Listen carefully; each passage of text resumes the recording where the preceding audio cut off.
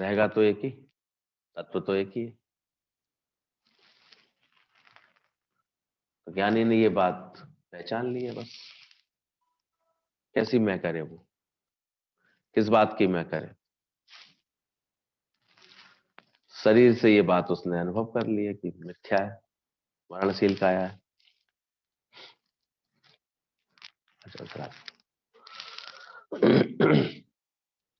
तो निश्चय ही शरीर युक्त ये विश्व कुछ भी नहीं है। खुद ही अपने मुख से बताते, टाटा करके गया, 1 घंटे बाद कुछ नहीं बचा, नहीं था? तो सुना था ना बुआ जी का अनुभव। तो है क्या? पानी का सा बुदबुदा, असमानस की जात। पर हैरानी ये है कि फिर व्यक्ति बैठ जाता है सोचने, मैं ये करूंगा, मैं ये करूंगा, मेरा ये है टारगेट, मेरा ये सपना है, मैं ऐसे करूंगा। खबर नहीं पल की, एक पल की भी इसको ठीक से खबर नहीं। अगले पल क्या होने वाला है एहसास ही नहीं है इसको कुछ भी।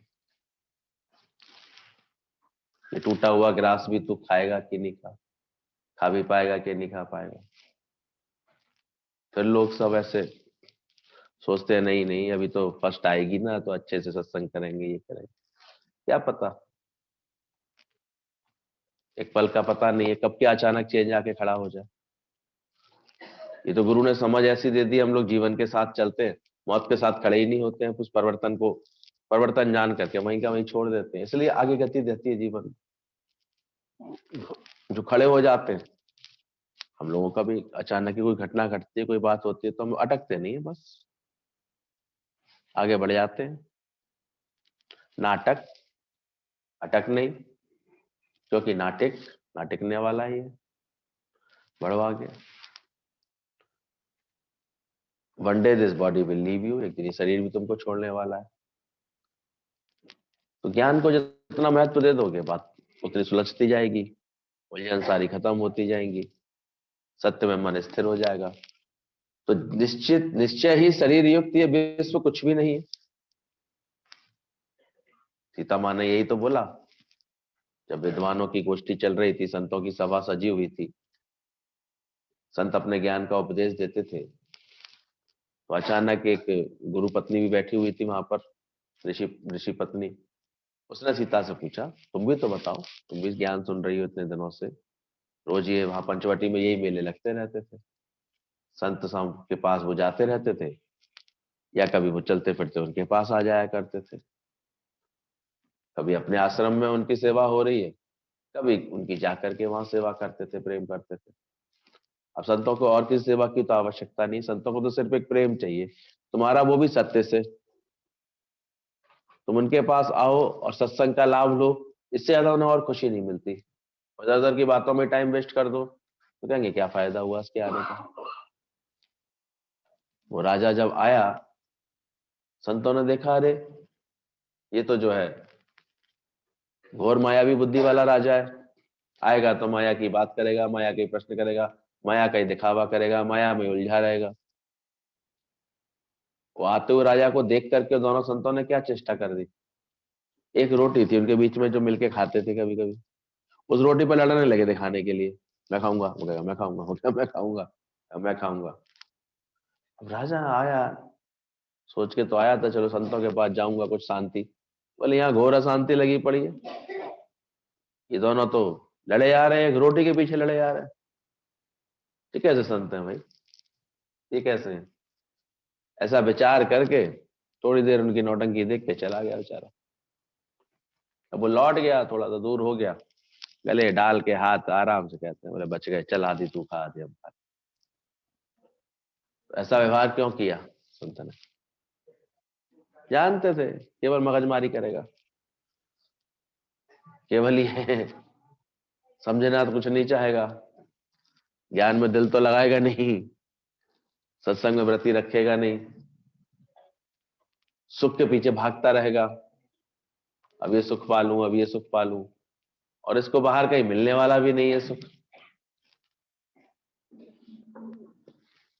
थोड़ा सा बाहर वाले अंदर आकर चुपचाप चुपचाप बैठते जाओ, उधर भी जगह बना दो, वहां पहले एक बिछा हुआ था, बिछाया क्यों नहीं था? वहां से उठा दिया किसी ने, एक कंबल सा था बिछा देते हैं,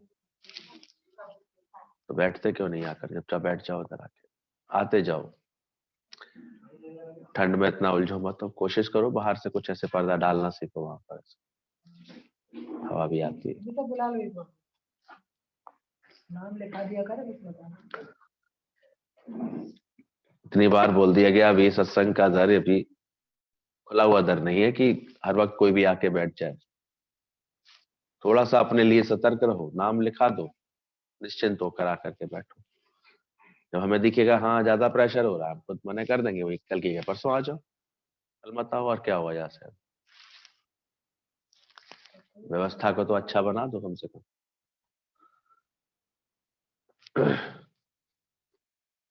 तो ध्यान रखना, संतों को तुम ठग नहीं पाओगे, तुम ही ठगे जा रहे हो।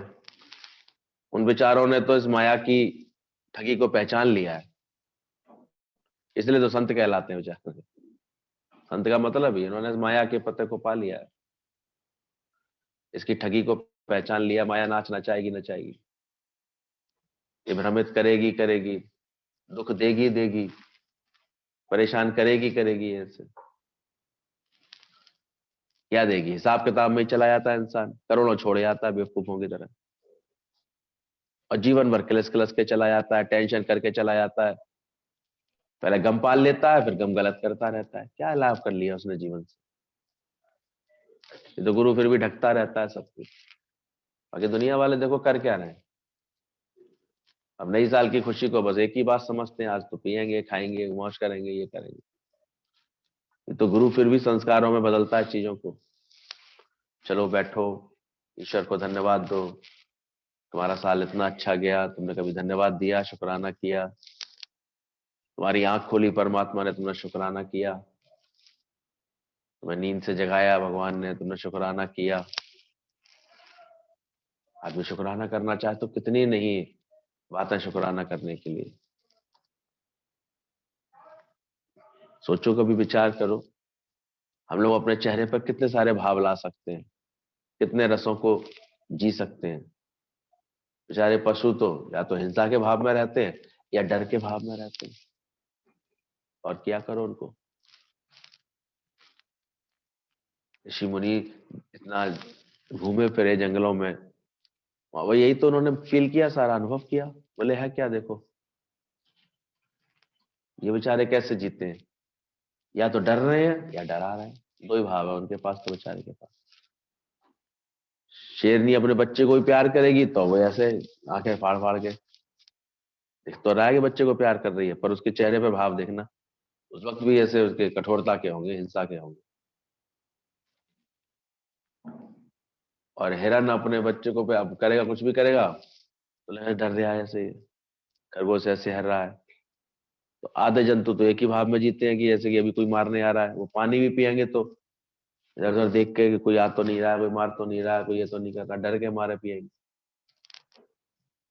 तुम शुक्र करो, तुम तो जब गए मटके से पानी निकाला पी लिया, तो बाबा भगवान ने कितने सोर्स बना दिए।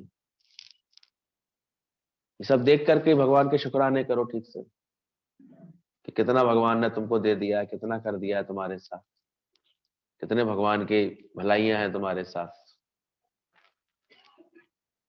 उनको तो देखो मरना पड़ता है। और कोई बता रहा था, शेर वैसे तो जंगल का राजा है, किसी को भी मार के खा सकता है, लेकिन उसकी हालत देखो बाद में कैसी होती है। बाद में वो जो है ऐसे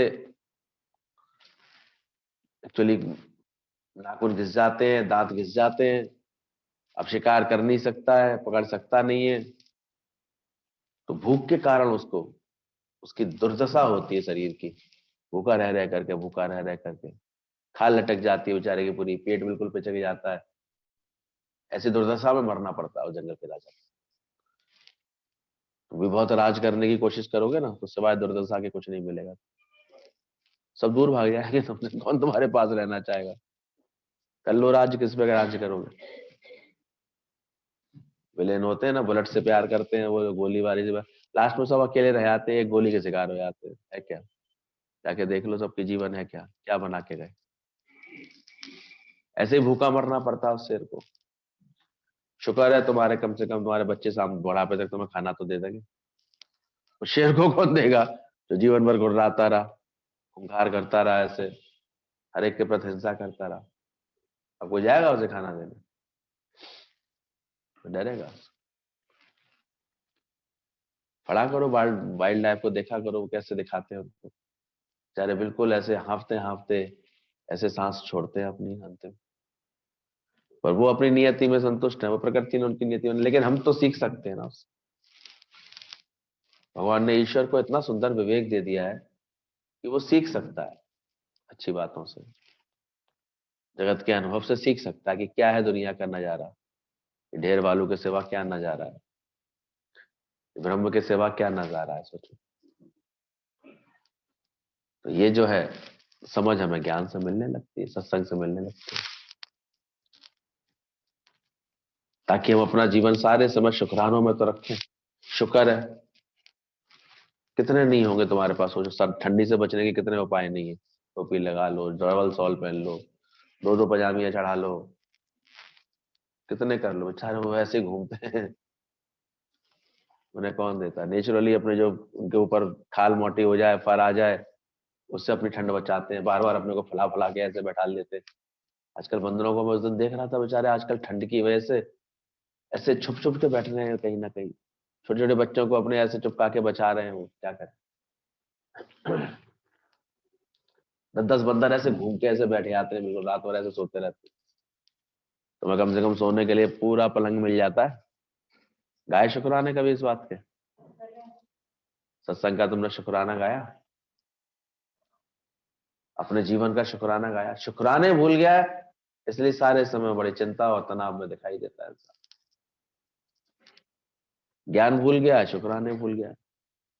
और शुक्राने भूल गया इसलिए मुस्कुराना भूल गया। कैसे मुस्कुराऊं मैं, क्या करूं मैं, कैसे खुश रहूं, जबकि खुशी जैसी कोई खुराक नहीं। क्या कर लोगे? देखो, शरीर तो सब माया में होने के कारण विनाशी। तो सीता माँ से पूछा गया तो उनको इतनी अंदर की समझ पक्की थी, उन्होंने बिल्कुल प्रेम से ये बात बोल दी कि मेरे शरीर सहित राम का शरीर, लक्ष्मण का शरीर और आप सब संत समाज का शरीर, ये सब माया में होने के कारण विनाशी है, परिवर्तन को प्राप्त होगा ही होगा। पर मैं अविनाशी ब्रह्म हूं, मुझे ये निष्ठा है, मैं ये जानती हूं अपने बारे में कि मैं अविनाशी ब्रह्म हूं। और उनके इस उत्तर से ही ऋषि मुनि बहुत संतुष्ट हुए, ज्ञानी लोग संतुष्ट हुए कि देखो इसको ये बात पता है अच्छी तरह से, इस निश्चय में रहती है। एक तो पता होना, एक उसका निश्चय हो जाना। एक तो सुन लिया गुरु के मुख से, सुनना भी दिया जा करके, लिख भी लिया, और निश्चय हुआ। निश्चय होगा तो सारी और बकबक बंद हो जाएगी तुम्हारी धीरे धीरे। तो बैठोगे तो वहां अपने आप ही सहजता होगी हर बात में। तो समझना, निश्चय ही शरीर युक्त ये विश्व कुछ भी नहीं है। जनक को तो निश्चय हो रहा है, और निश्चय से बात कर रहा है वो कि शरीर सहित ये विश्व कुछ भी नहीं है। क्या देखूं, आत्मा के सिवा कुछ है जो देखूं मैं? आत्मा बिन हर गाल को दिल से सदा नकार कर, ये ज्ञानी का अभ्यास है। वो ऐसी आत्मनिष्ठा करता है, ऐसा आत्म निश्चय करता है, ऐसी आत्मा को समझने की कोशिश करता है अपने गुरु के साथ, और धीरे धीरे वो भी ये निश्चय घोषणा कर देता है कि समझ लिया मैंने। अब किससे राग करूं, किससे द्वेष करूं, किसको अपना कहूं, किसको पराया कहूं? मैं तो घड़ी घड़ी कर्म बिगड़ने लगते हैं खामा खा, तेरे मेरे में कर्म बिगड़ने लगते हैं, जबकि तू ही तो है सब कुछ। 2 मिनट लगते हैं किसी को भी तुम्हें, मन ऐसा होता है कभी भी हर्ट कर लेता है, कभी भी कोई बात ऐसे उलझा देता है जीवन की। तुम शांत करो ऐसे, ज्ञान के बाद स्थिरता लाओ अपने अंदर। तो आत्मज्ञान का मतलब ही यही है, निश्चय ही शरीर युक्त ये विश्व कुछ भी नहीं है, ये शुद्ध चैतन्य मात्र आत्मा है। तो इसकी कल्पना ही किससे की जाए? कल्पना ही क्या करोगे तुम इसकी? सोचो, क्या कल्पना कर लोगे? आदमी फैंटासी में जीता रहता है, मैं ये करूंगा, मैं आगे ये करूंगा, इसलिए वो निराशाओं से भर जाता है बेचारा। माया के ज्यादा दीवाने बन जाते हैं, लास्ट में मैं डिप्रेशन में देखता हूँ सबके मन को। भाई जज थे, ऐसा डिप्रेशन क्यों था उनको? बस अधिक महत्वाकांक्षाएं थी, अधिक आशाएं थी, अधिक अधिक ऐसा सोच रखा था दिमाग में। अब सब तो सपने पूरे होने वाले नहीं है। आदमी बड़ी प्लानिंग करता है, जोड़ तोड़ करता है, और खबर नहीं पल की, फिर उसी के बोले हुए संकल्प आगे आ जाते हैं। कल हम कहीं बैठे थे तो बात कर रहे थे, बोले कि उनके मुख से ये निकलता था, अकेले थोड़ी जाऊंगा, दो चार को संग लेके जाऊंगा। अपनी ताकत पर उनको इतना रहता था। तो हुआ भी यही, उनके घर में फिर एक दिन चोर घुसे, बदमाश घुसे, उनसे भिड़ते हुए बाद में वही पटकनी दे गए उनको, गोली मार गए उनको। तो वो तो भाग गए सब मार मुर के। वो भी मर गए थे, गिर गए थे तो वो मरे, तो वो भी मर गए। तो अपना ही बोला तो मुख से निकलता है। हम सारे समय मैं आगे के लिए व्यवस्था तो नहीं कर जाऊंगा मेरे पास। अरे भैया क्यों बोल रहे हो, ये फालतू की बात है, संकल्प की सृष्टि है, समझाना ऐसे। ये होशियारी क्यों व्यर्थ, होशियारी ये दिखाओ मैं अजर अमर आत्मा हूं, वो तो दिखाता नहीं है कोई, उल्ट पुल्ट बोलते रहते हैं।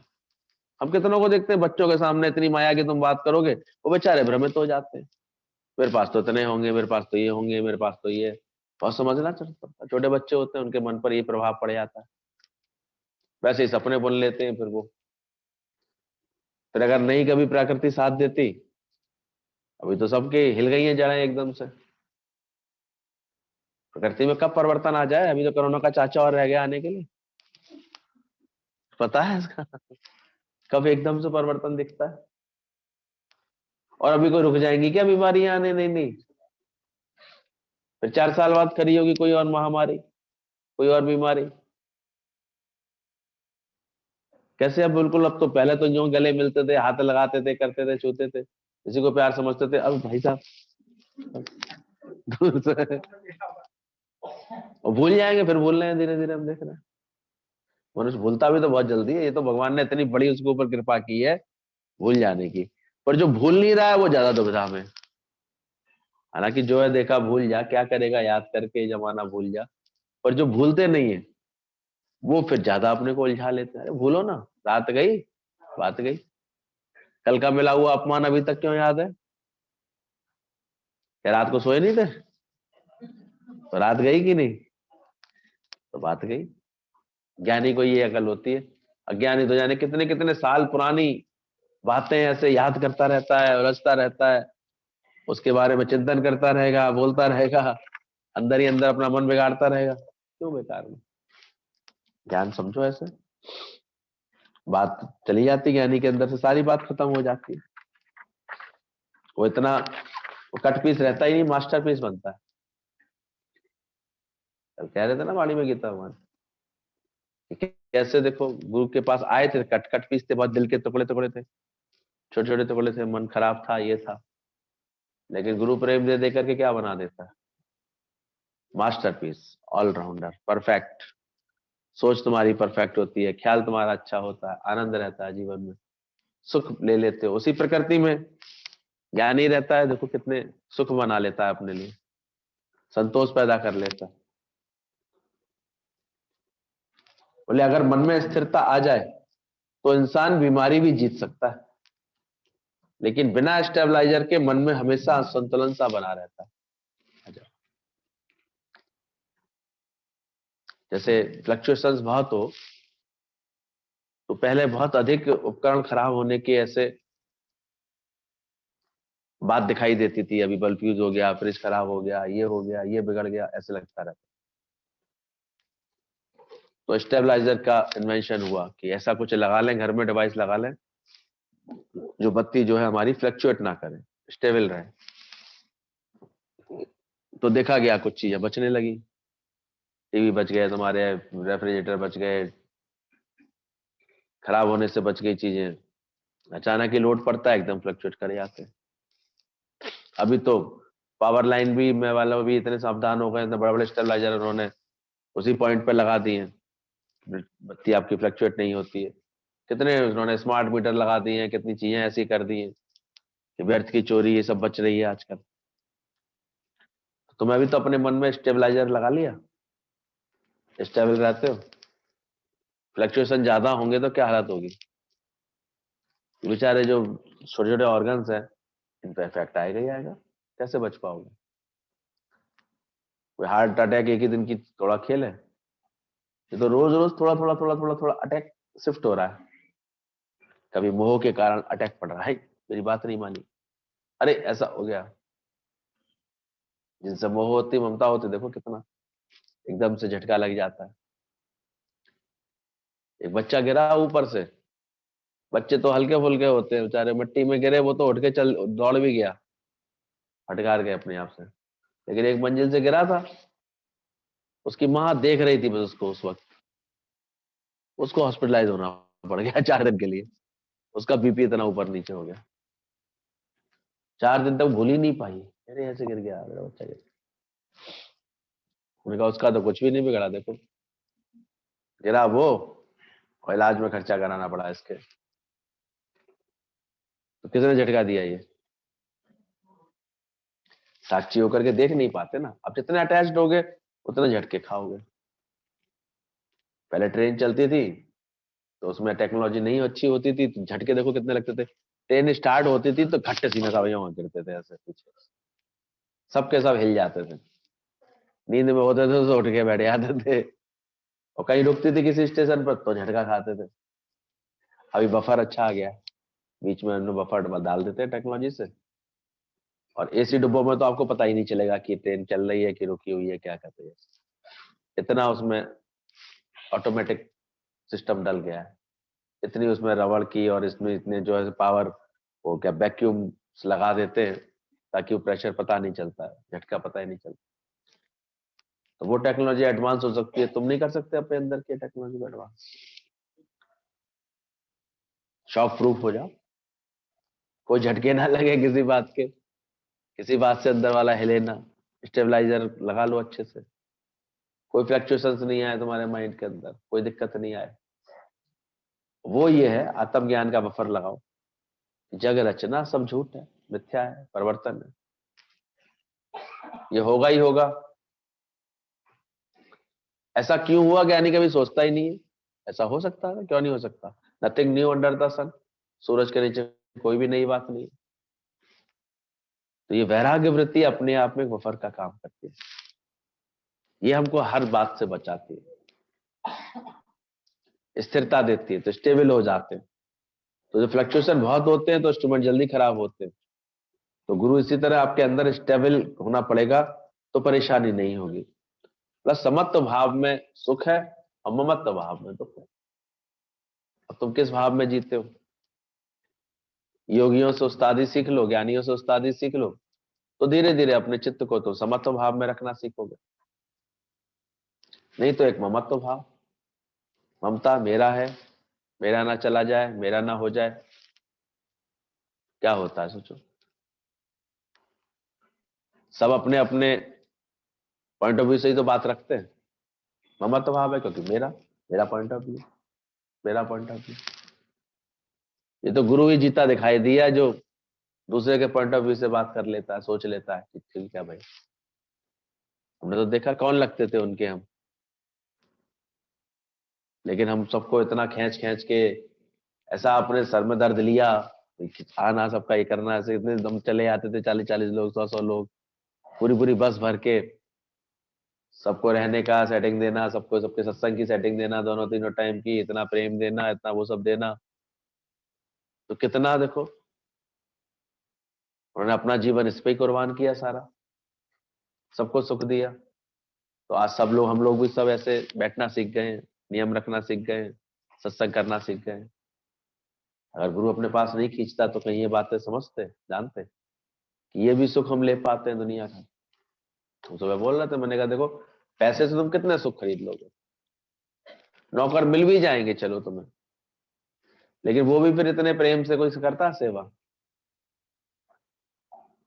लेकिन एक ज्ञान को समर्पित होता है, प्रेम को समर्पित होता है, गुरु के लिए लगन में होता है, वो देखो कितने कितने अपनेपन के साथ कार्य करता है, कैसे वो सबको सुख पहुंचाने के लिए कार्य करने लगता है, कैसे उसका जीवन निष्काम हो जाता है, वृत्ति उसकी इतनी एकदम से शांत हो जाती है। और दुनिया में तो देखो डर कितने लगे पड़े हैं। वो अचानक ही घंटी बजी, दादाजी को किसी के पास मिलने जाना था, अपने दोस्त के पास गए तो दरवाजा ही ना खोले। 5, 10, 15 मिनट के बाद दरवाजा खुला। बहुत उसने 4 बार कंफर्म किया, कौन हो कौन हो। मैंने कहा मैं अपना नाम भी बताया, अपनी पहचान बताई, भाई ये बोल रहा हूँ, तू भूल गया मुझे, मैं तेरा दोस्त हूँ। तब उसने, कोई और तो नहीं है, पूछ पूछ के दरवाजा खोला। दरवाजा खोला तो दादा ने देखा पसीने में नहाया हुआ है वो। बोले ऐसा क्या हो गया तेरे को, क्या बात हो गई, क्यों परेशान है? बोले अरे वो कुछ नहीं। वो क्या हुआ भाई? कुछ नहीं, अभी थोड़ी देर पहले मैं आया था कहीं से लौट करके, तो मैंने किसी बात पर अपने ड्राइवर को बहुत बुरी तरह फटकार दिया था, क्रोध आ गया था मुझे उसकी किसी गलती पर। वो बार बार पैसे बहुत एडवांस मांग रहा था, ज्यादा मांग रहा था। मैंने क्रोध आ गया, गुस्से में बहुत कह दिया, तो ये कह के चला गया था कि देख लूंगा सेठ जी। अब सेठ जी को देख लिया उसने 2 मिनट बाद ही, पसीने पसीने आ गए उनको अपने। बैठा गया डर उनके दिमाग में। तो डर में जीना पड़ता है, माया से मिल के आ रहा है सोचो। संभालने के लिए डर अलग मिल रहा है, करने के लिए डर अलग मिल रहा है, टेंशन अलग मिल रही है। ये जो वाइटल ऑर्गन है, ये हमारे स्टेबल बने रहे, ठीक बने रहे, यही हमारी बहुत बड़ी वो है, सफलता है जीवन की। इसको हमें कैसे मैनेज रखना है? अच्छे लोग सीखते हैं ये सब चीजें। एक उम्र के बाद आपको ये सब चीजें प्रैक्टिस करनी पड़ेंगी। प्राणायाम है, रेगुलर एक्सरसाइज है, प्रॉपर डाइट है, न्यूट्रिशन है, ये सब कितनी जागरूकता आ रही है देखो इन सब चीजों की। अभी तो सब लोग जागरूक हो गए भाई, इम्यूनिटी कैसे अच्छी रखी जाए, कैसे और बेटर रखा जाए, खान पान कैसे और दुरुस्त किया जाए, देसी चीजों का कैसे देखो दोबारा से लोगों के दिमाग में आ गया। भाई गुड़ खा लेते थे तो अच्छा रहता था, आयरन भी मेंटेन करता था अंदर में, गर्मी भी देता था, और कैसे सारी श्वास की फेफड़ों को भी मजबूत रखता था। कितने फायदे की चीज होती है। और देसी चीजें कितनी अच्छी होती है। डॉक्टर कभी कभी घी बिल्कुल बंद कर देता है, लेकिन अब रिसेंट रिसर्च आ रही है कि घी भी थोड़ा सा जरूरी होता है, ये तो अंदर शरीर में आपका सूख जाता है इससे।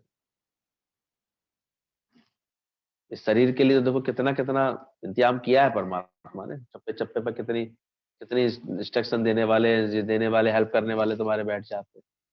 तो गाओ शुक्राना, यही तो अभी कह रहे थे कि सुबह उठ करके भगवान ने तुम्हें आज का दिन दिखा दिया, उसका शुक्राना गाया। कितने सोते में ही चले जाते हैं। जंगल के जानवरों को पता ही नहीं होता कौन आके हिंसा कर गया रात में आकर के उनकी। वो तो बेचारे धूप वो सो रहे थे, पड़ गई नजर किसी खूंखार जानवर की, वो आके मार गया उनको। तो वो तो सुबह दूसरे दिन उठ पाएंगे कि नहीं जिंदा, ये भी नहीं पता उन्हें। तुम तो कम से कम अपने कमरे में निश्चिंत सोते हो। हाँ सुबह मिलेंगे, सुबह मिलेंगे, तो निश्चिंत है ना, इसका मतलब सेफ्टी में हो कम से कम। सेफ्टी मेजर तुमने इतने प्रॉपर लगा लिए हैं अपने यहाँ। तो शुक्राना इस बात का भी करो कि शरीर चल रहा है, श्वास ले पा रहे हो। दादा ने तो यहां तक बोला, सुबह उठ करके तुम प्रॉपर यूरिन करने चले जाते हो, इसका भी क्या करना, शुक्राना करना। क्योंकि एक दिन अगर इसकी प्रॉब्लम हो गई ना, तो डॉक्टर पर तुरंत भागना पड़ता है, तुरंत वो या तो कैथेटर डालेगा या फिर कोई और दवाई ऐसी देगा कि भाई फ्लश आउट हो सब कुछ, ठीक तो हो पेट। तो पेट ही एक दिन गुम हो जाता है तो उलझन होने लगती है। सारे सिस्टम तुम्हारे ठीक चल रहे हैं शरीर के, इसका भी तहे दिल से शुक्राना गाना। और शुक्राने गाने वाला फिर देखोगे अपने आप कितनी बीमारियों को जीत लेता है।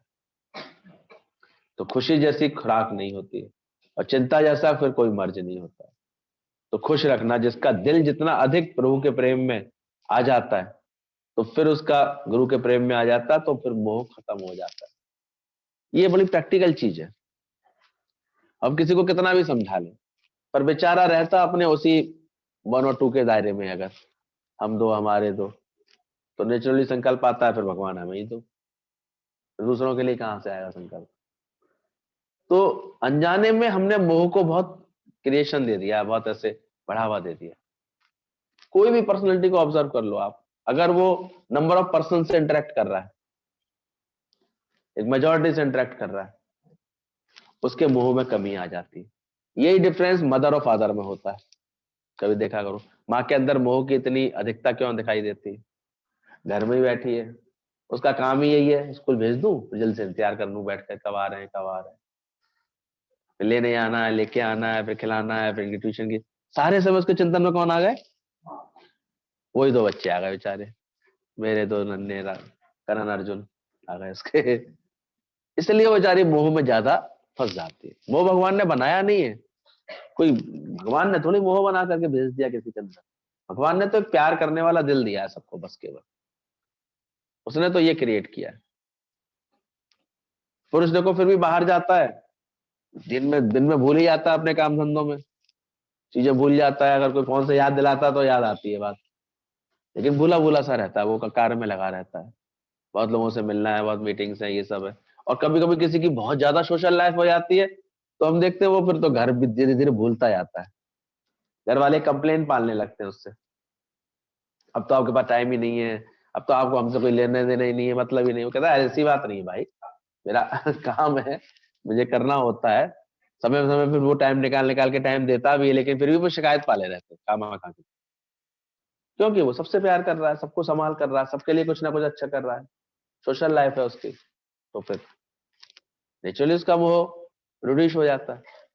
तो मोह बढ़ा क्यों? जब तुम छोटे दायरे में आ गए। और मोह मिटा कैसे? तो दायरा बड़ा कर लिया। गुरु जी कहते थे नील में, छोटे से बर्तन में नील डालो और कपड़ा डालो तो पूरा कपड़ा नीली नीली धारियां ऐसी बन जाएंगी उसमें। पर वही एक बड़े टब में डाल दो, ज्यादा पानी के साथ वही नील हो उतनी क्वांटिटी, तो सारे कपड़ों में एक फ्रेशनेस आ जाएगी, एक बहुत चमक आ जाएगी। क्योंकि पानी की क्वांटिटी अधिक होगी तो उसमें नील चुपकेगी नहीं, अच्छी बन जाएगी। तो बोले यही कारण है, हमने प्रेम के दायरे को क्या कर दिया, तो वो क्या कहलाने लगा, और पलट के क्या हमको देने लगा, कष्ट, दुख। दिल हिलता है बहुत तेजी से। आधा घंटा भी बच्चा अगर पहुंचने में देर हो गई ना तो फिर देखो कैसे मन चलने लगता।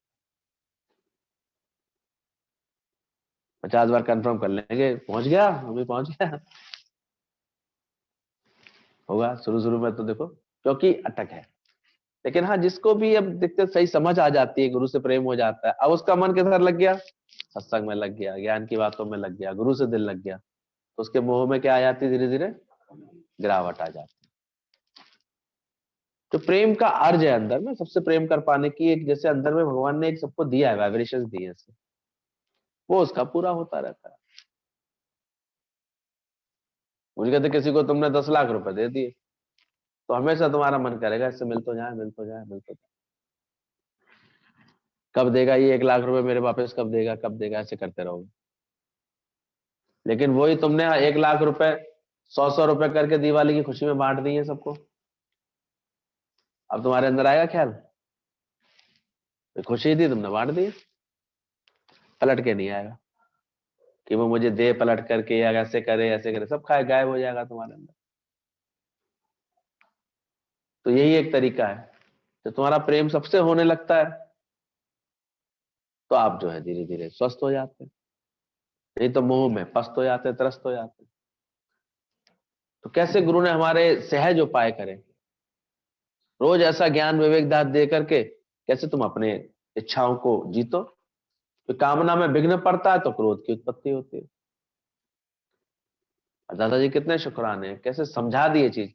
बोले कभी विचार किया, अगर क्रोध आया, तेजी आई अंदर में, आवेश आया, क्यों आया, किसी भी तरह की सूक्ष्म में कोई कामना थी, ऐसा हो जाए, ऐसा बन जाए, इसको ऐसा करना चाहिए, ये ऐसा क्यों नहीं करता है। कभी कभी तो फ्रस्ट्रेशन निकल जाता है क्रोध के रूप में, कभी वो अंदर भरा रहता है तो वो बीमारी, कोई चीज अगर बहती नहीं है ठीक से बीमारी बन जाती है। तो कामना में विघ्न पड़ा तो क्रोध उत्पन्न हो गया। इसलिए काम क्रोध ये दोनों साथ साथ रखे गए। सत्संग धीरे धीरे ऐसी समझ देता है कि आप अपनी समस्त कामनाओं को धीरे धीरे एक सीमित करते हैं, अंदर से एक विश्वास जगाते हैं। क्या भगवान ने तब नहीं पाला था जब मैं गर्भ में था, तब क्या मेरी कोई प्लानिंग चल रही थी कि आगे कैसे चलूंगा, वो इन्वेस्टमेंट में करके आया था। कहां से चला था, किसने अभी तक बचपन में मेरे को पूरा पाला, जो बड़े होकर के मुझे लग रहा है कि मैं ये करूंगा तभी कुछ होगा, तभी कुछ होगा, क्या पता। कभी सब हम अपनी उधेड़-बुन में इतना प्रेशर बना लेते हैं, और जब चीजें डिस्टर्ब होती हैं तो उसके अटैक्स पड़ते हैं। कभी आशाएं मन में रखना कोई गलत बात नहीं है, लेकिन बात ना बने कभी अगर, तो फिर खुश मत हो देना, ऐसा गुरु से ज्ञान ले लेना। ऐसी पीस ऑफ माइंड अपने अंदर अटेन करने की, गेन करने की ऐसी ताकत रखना अंदर। कब कौन सी बात चेंज हो जाती है, कब कौन सी चीज बदल जाती है, तुरंत मन तो एकदम सपने देख लेता है, अच्छे से कामना बना लेता है, ऐसे हो जाएगा, वैसे कर लूंगा, ऐसे कर लूंगा। फिर कभी नहीं होता है वैसा तो एकदम उलझने लगता है, परेशान हो जाता है।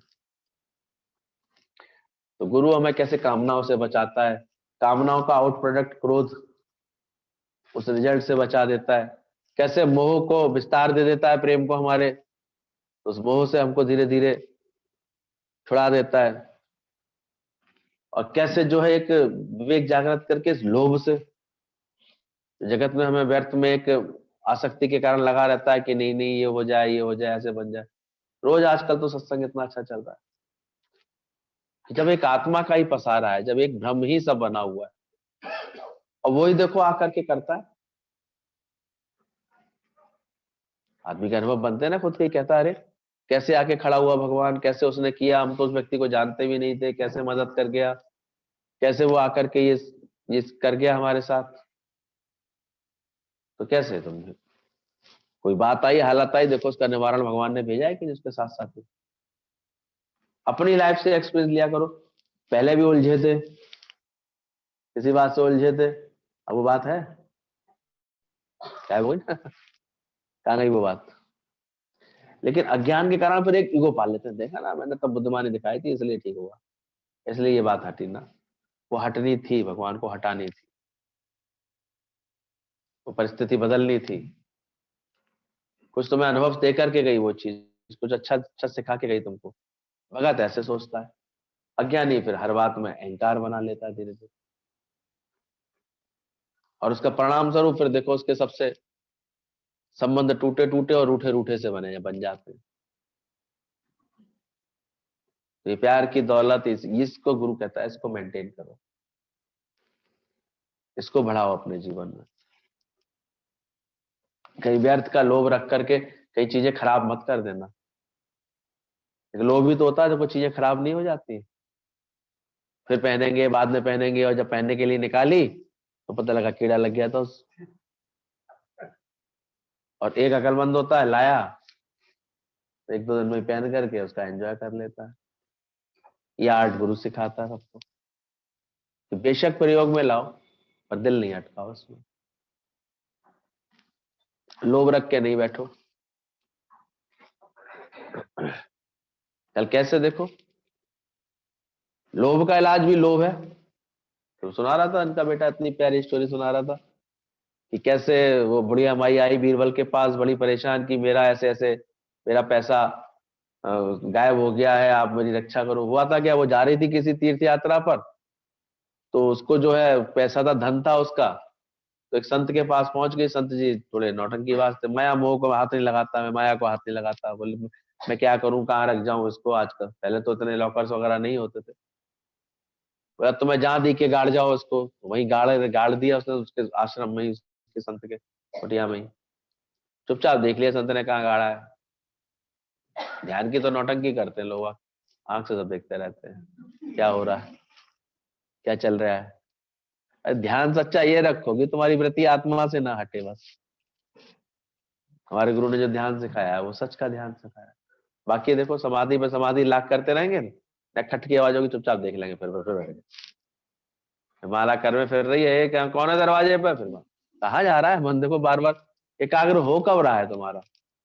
थोड़ी देर तुम इस भ्रम को पाल ले तो बड़ी शांति मिलती है, बड़ी शांति मिलती है। अरे शांत स्वरूप तू है, शांति मिलती कहाँ है तुम्हें बाहर से। सही ज्ञान समझ लोगे तो क्या अंदर से निश्चय करोगे, मैं शांत स्वरूप हूं, तो मेरी शांति मुझसे कभी जुदा हो ही नहीं सकती है। कहाँ जाएगी मेरी शांति। अब बुढ़िया तो जो है रख के चली गई, लौट के जब आई तो संत जी ने अपना खेल कर ही दिया था, निकाल के गायब कर दिया था। वो बेचारी भी ढूंढती रही, देख ले वही होगा तेरा, मुझे क्या मतलब, मैंने तो देखा भी नहीं। अब नौटंकी तो ऐसे करी, बेचारी परेशान। अब आई बीरबल के पास कि क्या करूं मैं, मेरा मेरा ऐसे करे हो गया, मेरे संग धोखा हो गया। बीरबल समझ गए। अब संत के लोभ को, अंदर वाले लोभ को कौन पकड़ सकता है? बीरबल ने एक और लोभ के ऊपर लोभ का भाव पैदा कर दिया। खुद बहुत सारा ऐसा सोना वोना लेके एक दिन चले गए कि ऐसे ऐसे मुझे अपने भाई से मिलने दूर जाना है, और जो है महाराज जी मैं क्या करूं? बोला नहीं नहीं नहीं, मैं नहीं कुछ कर सकता, मुझे नहीं चाहिए सब। उसके संग भी करने लगे। ठीक है फिर मैं जाता हूँ। लौटने लगे तो उनकी आंखें तो चौधिया गई थी देख करके माल की गठरी। बोले अगर ठीक है तो मैं दिक्कत है तो फिर गाड़ जाओ। और बीरबल ने इशारा कर दिया था बढ़िया माई को, जैसे ही मैं जब वो कहें गाड़ने के लिए तुरंत तुम अंदर आके कहना, बोले महाराज मेरा दे दो भाई। महाराज जी वो कहाँ गया मेरा?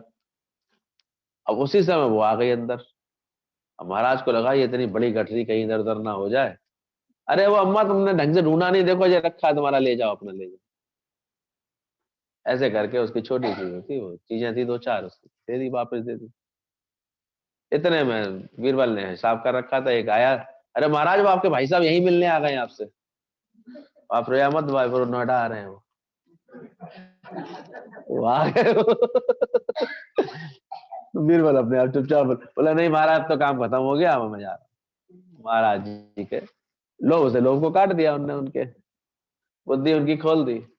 तो मिल जाएगा कोई किस दिन बीरबल जैसा, तो खामखा लोभ दिखा देगा, तो चक्कर में पड़ जाओगे, इन्वेस्टमेंट तुम्हारे करवा देगा सब तो लोभ है ही ऐसी चीज, करोगे क्या? तो क्यों? अगर हमारे पास गुरुजी कहते थे तुम्हारे को अगर बैठ के खाने की व्यवस्था है तुम्हारे पास, ये एक प्रारब्ध अनुसार जो आ रहा है, फिर अधिक अधिक का क्यों, इतना क्यों सोचते हो? क्यों इतने आगे की सोचते हो? इसी में उलझ रहे हो। आज हम जो देख रहे हैं, जो व्यक्ति जहां पर है वहीं उसकी प्रारब्ध है, वहीं अपने पारिवारिक कारोबार को उसको नहीं ठीक से करता है, तो सिवाय लोभ के कारण फंसता ही है। और कर भी लेगा तो क्या, आदमी भागता ही तो रहता है फिर इस चक्कर में, और करता क्या रहता है?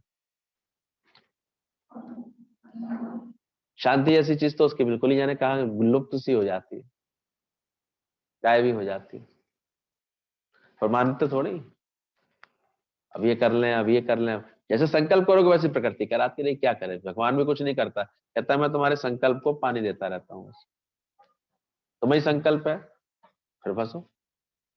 फिर देखो खेल एक नया, खुद ही पहले लाखों कमा लेते हैं, फिर अपने ही संकल्प से इतने खर्च करूंगा बेटे की शादी, तो उतने ही कहते संबंध ढूंढ के आते हो, फिर करे आते हो जा करके, फिर बड़े खुश होते हो, फिर पूरे खर्च करे आते हो, फिर लगे आते हो मटका भरने में। पूरा जीवन ऐसे उधेड़ और बुन, उधेड़ और बुन। दिन भर में स्वेटर बुन लिया, रात को क्या कर लिया? दिन भर प्लानिंग कर ली, रात को नींद भी तो लेनी है। आग लगे जा धर्मशाला, आग लगा के फिर सो गए तो मनुष्य माया के अधीन से उधेड़ बुन में ही लगा रहता है, उधेड़ता रहता है बुनता रहता है, उधेड़ता रहता है बुनता रहता है। एक सीधे सीधे व्यक्ति अपना छोटे में सरलता में चले तो कहीं कोई दिक्कत नहीं होती है। अरे कोई छोटा सा कर लेते, वो धीरे धीरे बढ़ जाएगा, वो सुख देगा तुमको। प्रारब्ध होगी तो बढ़ जाएगी वो चीज, और नहीं तो लंबा चौड़ा सपना तो देख लिया, वो का सब भी कर लिया, लेकिन जितना इन्वेस्ट किया उतने परसेंट की रिस्क तो थी, फिर क्या करोगे थोड़े दिनों बाद? क्या होगा?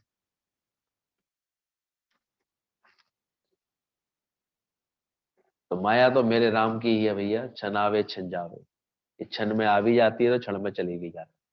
इसके खेल को जिसने पहचान लिया जग में, वही सच्चा से जो समझ लेते हैं, जो इसको खेल की तरह लेते हैं, जो अपनी मानसिक शांति को कभी व्यथित नहीं होने देते, खराब नहीं होने देते, जो गुरु की कृपा लेकर के पहले अपने ये पांचों जो चोर हैं अकेले, उनसे अपने को बचाते हैं, काम क्रोध मद लोभ मोह का छत्र हटा सर से। और पांचवा तो सबका बाप बैठा है, अहंकार। काम क्रोध लोभ मोह तो उसके छोटे पुत्र ही है बेचारे, के पिता महा तो वो बैठा है पूरा अहंकार। वो आए बिना बचेगा नहीं। अभी कुछ है तो है नहीं सूतना का पास, जुलाओ में लट्ठम लट्ठा पहले ही हो रही है। क्या होगा सोचो? ये अहंकार, पहले अहंकार तो गुरु कहता है जीत लो, तब तो तुम किसी को सुख दे पाओगे। सब झगड़े देखो अपने कोई ना कोई स्वार्थ के कारण होने लगते हैं। इसलिए पहले ज्ञान की समझ आगे रख के चलो। किसी को भी सच्ची सहायता इस रूप में दो। आज देखो, जब क्राइस्ट जा रहे थे तो अचानक एक नौजवान आया हट्टा कट्टा मांगने के लिए, भिक्षा मांगने के लिए। तो उससे परेशान नहीं हुए, कहते इधर आओ, मेरी बात सुनो, पहले लाओ, इधर लाओ, कटोरा लाओ मुझे, तुम हट्टे खट्टे हो, सब इतने जवान हो, कुछ मेहनत भी तो कर सकते हो। बोले क्या करूं, उसके मुंह से ही निकला। उसने कहा लाओ, उसने कटोरा बेचा, 2 रुपए मिले कटोरे के, और 2 रुपए फिर अपनी तरफ से मिला दिए उसमें, और उसको एक कुल्हाड़ी ला करके दे दी कि जाओ जा करके, पूरे दिन पड़ा हुआ तुम्हारे पास, जंगल में जाओ, लकड़ी काट के लाओ, और देखो ये बाजार में लकड़ियां जहाँ बिकती है वहां बेचना, अच्छे दाम मिल जाएंगे तुम्हें। बैठ गई उसके दिमाग में, संतों की बोली बात बैठ भी जाती है दिमाग में। दूसरे दिन उसने ये करने लगा।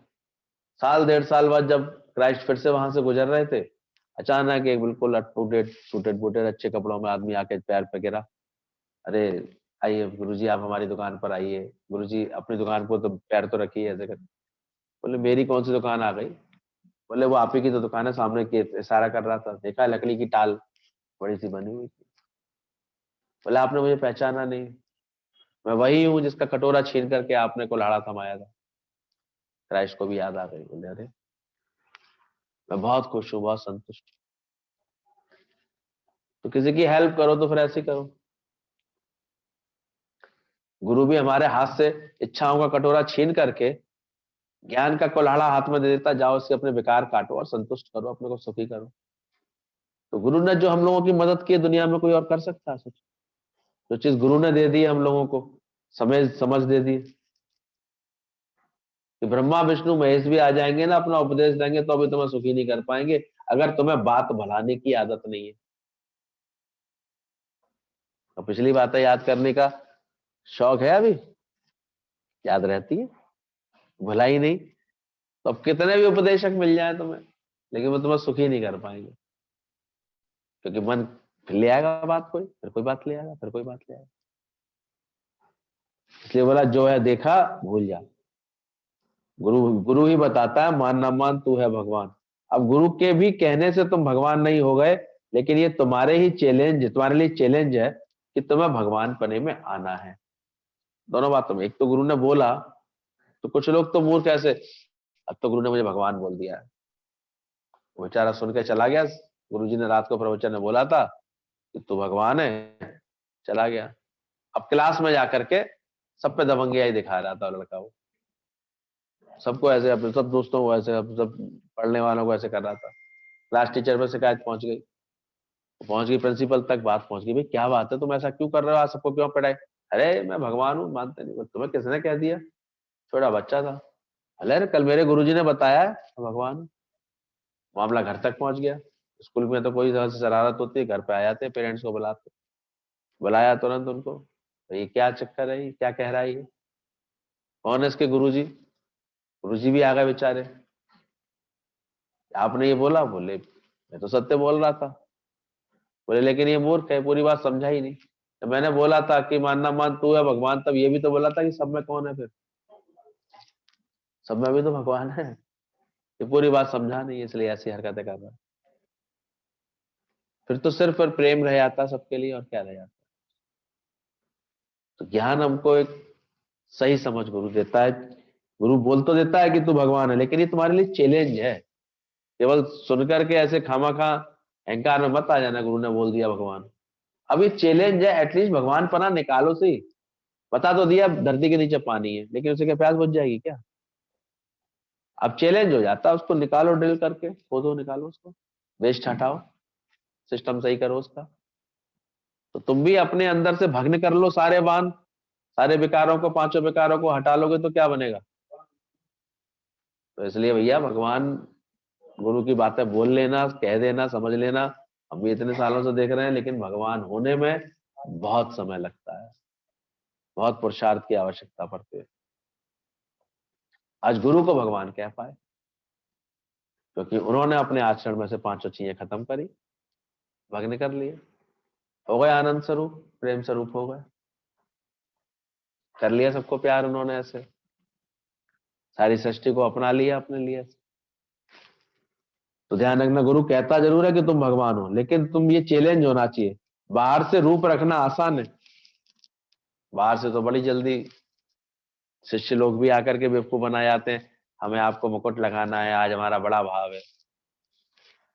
तुम सोचोगे यार मैं तो भगवान हो रहा हूं, मैं तो आज मुकुट लगाऊंगा, बांसुरी लगा के बैठूंगा, ये करूंगा, भगवान बनूंगा, हो गए भगवान।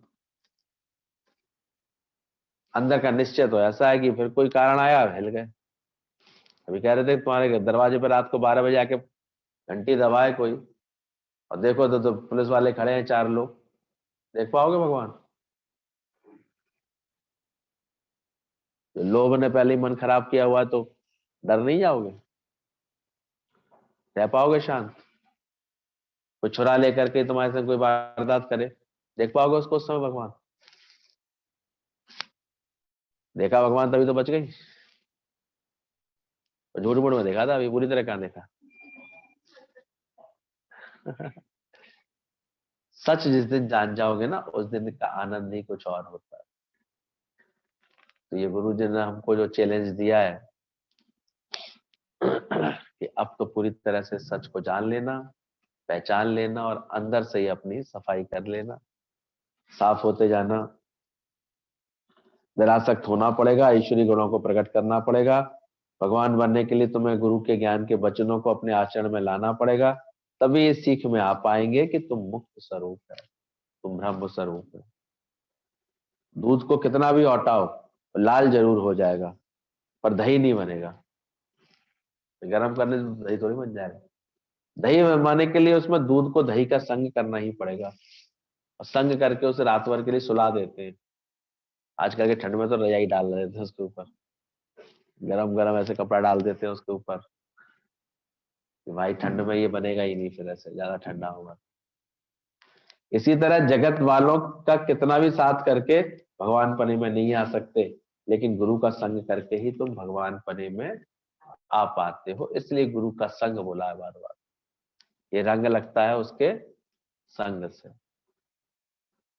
इसलिए जितनी भी गुरु के दर पर तुम्हारी दौड़ होती है, जब जब दौड़ होती है, वो सब तुम्हारा लाभ देती है। पूरा साथ ले लो गुरु का। जो दूध को जब तक दही का संग नहीं मिलेगा, तब तक वो क्या नहीं बनेगा? दही नहीं बनेगा। और उसके बाद वो सो जाए, यानी स्थिर हो जाए। संग तो किया गुरु का, लेकिन हलचल वैसे की वैसी बनी रही।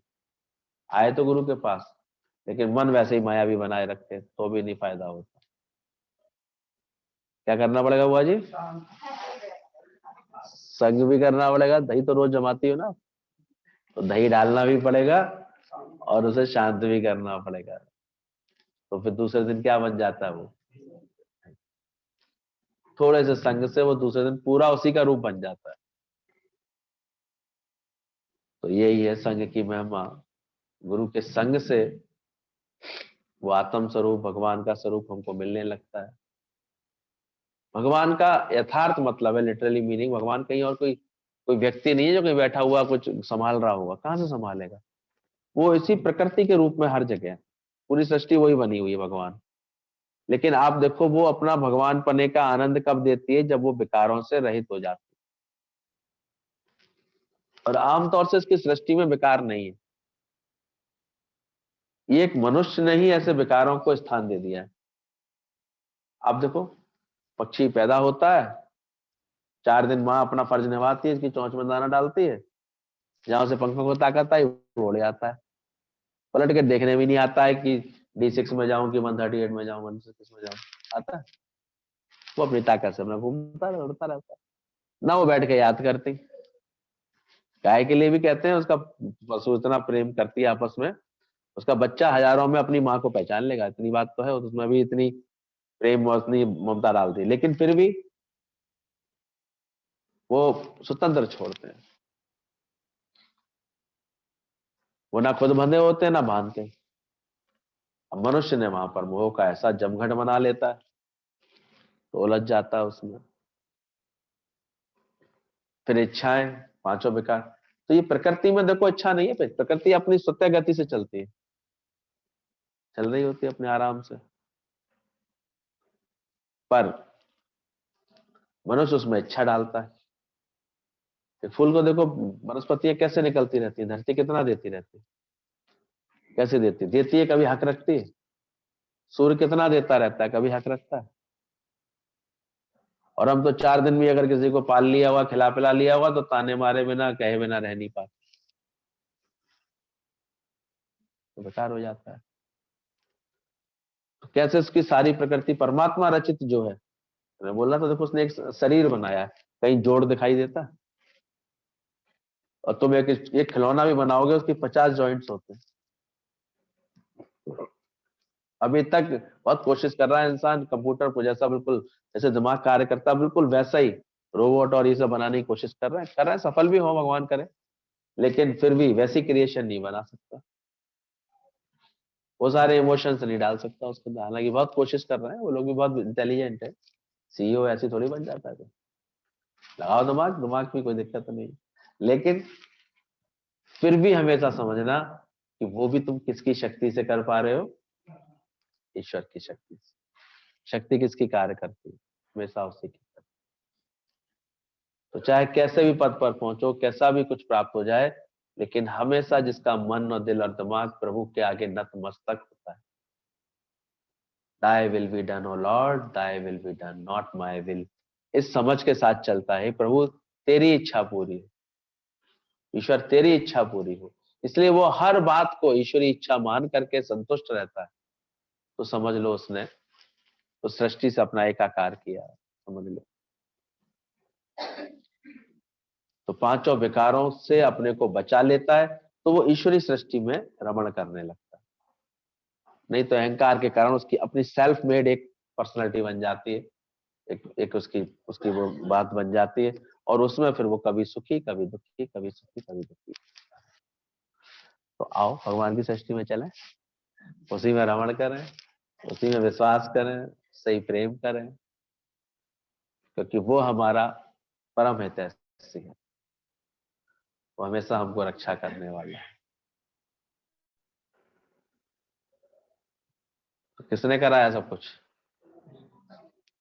कौन चलावे, कौन खिलावे, मन में सुमिरन करी।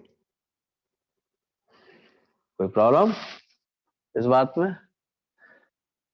क्योंकि भगवान तो अपना दिया हुआ ले भी सकता है।